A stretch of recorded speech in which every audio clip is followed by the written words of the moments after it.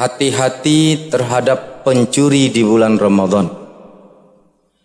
Ada beberapa pencuri yang hadirnya hanya di bulan Ramadan, mungkin di luar Ramadan tidak terlalu berbahaya. Yang pertama kaum muslimin, pencuri bulan Ramadan adalah handphone. Handphone pencuri terbesar yang hadir di bulan Ramadan, yang mengambil manfaat yang terbesar harusnya jadi milik kita diambil oleh handphone. Kaum muslimin, bukankah Rasulullah sallallahu alaihi wasallam mengatakan, "Lis-shaimi 'inda fitrihi da'watun la turad." Orang berpuasa saat berbuka itu ada doa yang tidak akan ditolak oleh Allah Subhanahu wa taala. Saat kita berbuka puasa, menjelang berbuka, ada doa kesempatan waktu mustajab yang Allah hadirkan. Tapi datang panggilan, ini belum selesai, ini belum selesai, chatting dulu, lanjutkan ini dulu. Bahkan terkadang gak ada yang penting pun, buka WhatsApp-nya, buka Facebook-nya, buka YouTube-nya, sibuk dengan handphone menunggu datangnya waktu berbuka. Ini handphone mencuri doa-doa kita, diambil lalu kita dialihkan kepada hal-hal yang tidak bermanfaat. Yang kedua, pencuri di bulan Ramadan ini adalah televisi. Waktu-waktu berharga kita diambil oleh televisi dengan cara dihadirkan sinetron-sinetron religi di bulan Ramadan. Bahasanya religi, padahal realnya tidak. Menampilkan orang yang dulunya tidak berjilbab bulan ini jadi berjilbab.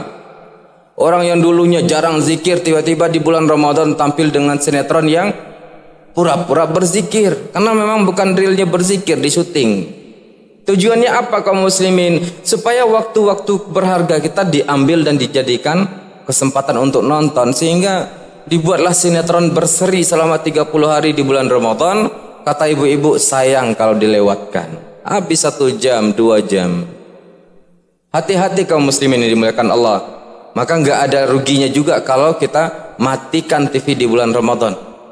Yang ketiga juga yang perlu kita hati-hati, pencuri datang kepada kita di bulan Ramadan, pasar, mall. Untuk siapa? Bukan cuma untuk orang yang berbelanja, untuk si penjual juga. Karena penjual dan si pembeli sama-sama diberikan kesempatan emas di bulan Ramadan. Penjual menyediakan barang yang sangat banyak, si pembeli juga berduyun-duyun datang ke pasar dan ke mall. Tujuannya apa? Kaum muslimin yang dimuliakan Allah, boleh jadi tujuannya untuk menghabiskan waktu waktu-waktu di bulan puasa. Apalagi nanti sudah masuk 10 hari terakhir, ya Allah. Orang sibuk beriktikaf di masjid, dia sibuk milih-milih baju lebaran. Pasar menjadi satu hal yang sangat berpotensi mencuri Ramadan kita. Yang keempat, pencuri di bulan Ramadan diantaranya adalah begadang. Alhamdulillah bagi orang yang sudah super sibuk, siang kerja sampai sore, kemudian waktu berbuka datang, kemudian masuk waktu tarawih, selesai tarawih capek tinggal tidurnya. Tapi betapa banyak orang yang mengisi malam-malamnya dengan begadang dalam hal-hal yang tidak bermanfaat. Tidak bermanfaat. Akhirnya siang pilihannya cuma satu, tidur, mengganti tidur malam yang tidak terlaksana. Yang kelima, pencuri di bulan Ramadan adalah tidur.